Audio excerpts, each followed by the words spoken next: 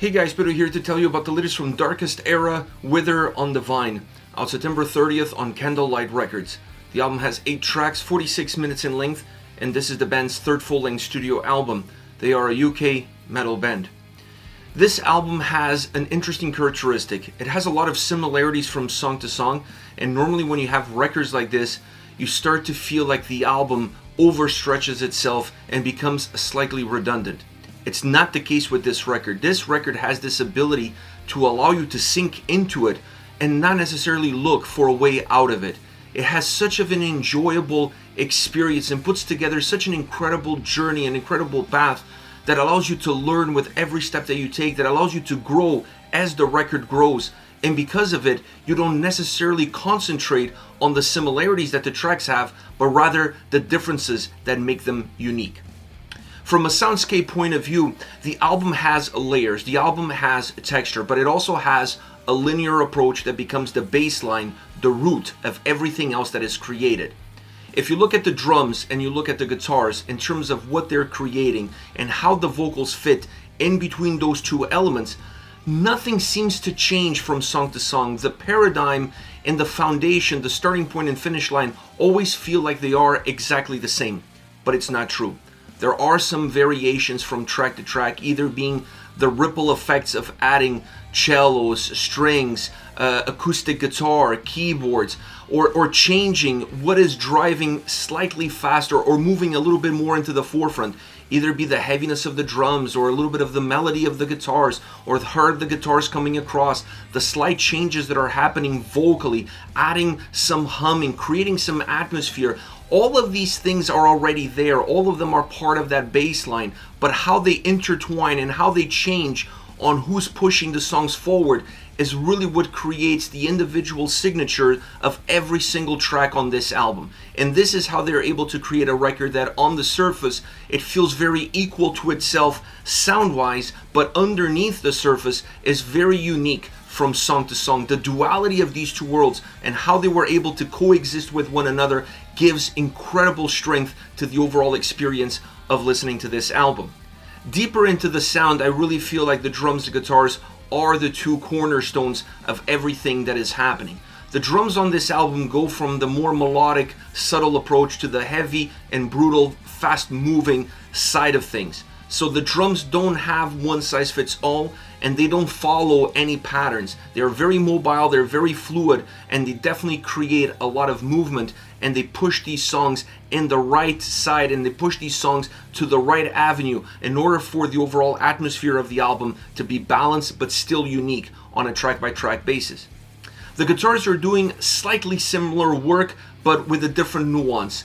I really enjoyed the drive that the guitars have, how they push themselves forward, how they are melodic, but at the same time still hiding some heaviness in them, having a direct impact in the atmosphere, perhaps more so than the drums. So you see similarities between these two cornerstones, these two pillars, but the impact that they have song in and song out changes ever so slightly. And these are nuances, but nuances that are really important so that the album has life as a whole, but also incredible life in the individuality of each and every single track.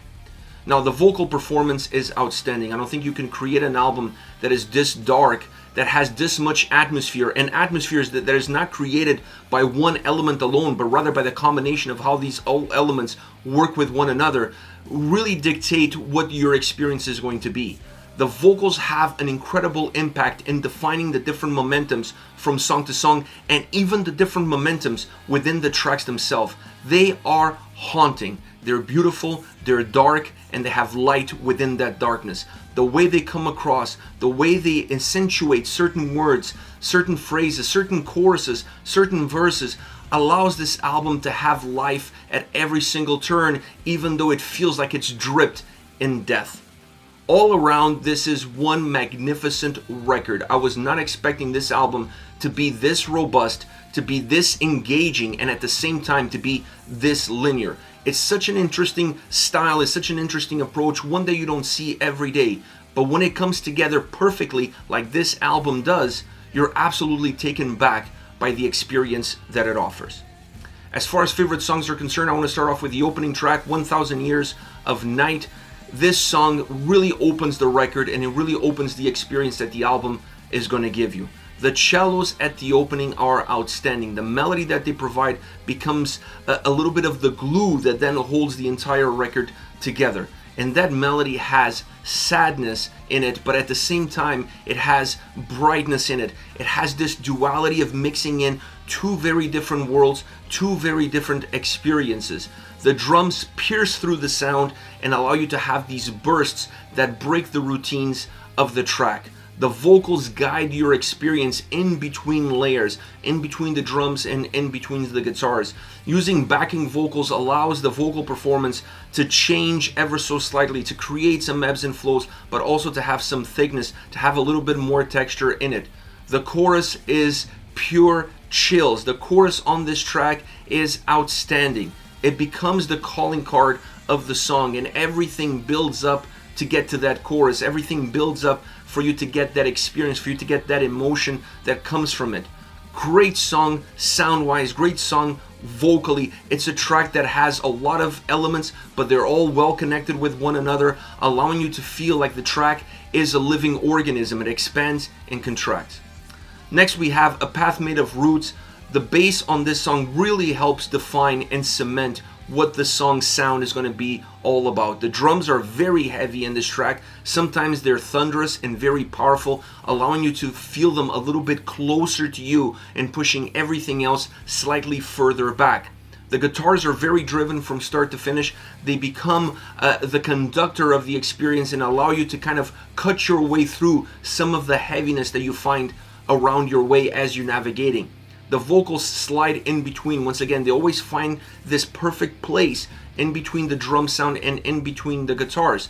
This allows the track to create an atmosphere that permeates all three elements: vocals, drums, and guitars, all of them impacting, and then all the other ambience that comes around it adds value to it.